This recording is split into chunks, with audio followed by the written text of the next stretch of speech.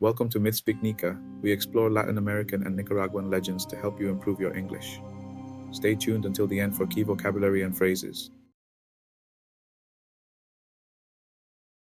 This happened a while later to one of my dad's friends, Don Nacho, who used to go out partying with him. It was a stormy night, nobody was leaving their houses, everyone had their doors and windows shut tight. It was early, but it was dark. Did they have electricity back then, Guela? We interrupted her.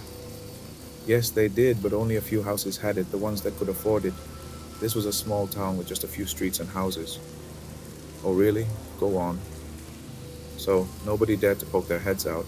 It was all so bleak and that endless rain, not heavy, but it just wouldn't stop, and boom. You'd hear thunder and see lightning flashes, and suddenly, crack, crack, crack.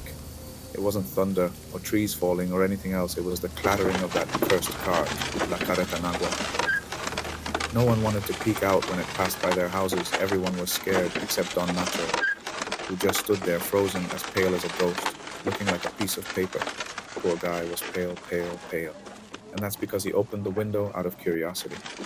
The breeze hit him with a gust of wind. He was soaked, but didn't even feel it, because with his hair standing on end, he was watching La Quirina with her cart pulled by two skinny oxen.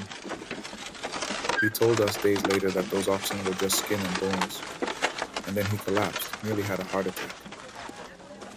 Long after that, you couldn't hear the clattering of the cart anymore.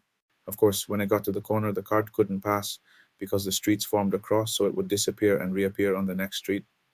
But the poor man was nearly scared to death, only he would be crazy enough to look. And the same thing happened to a bunch of people. Some of them really did drop dead from the shock or got sick and died days later.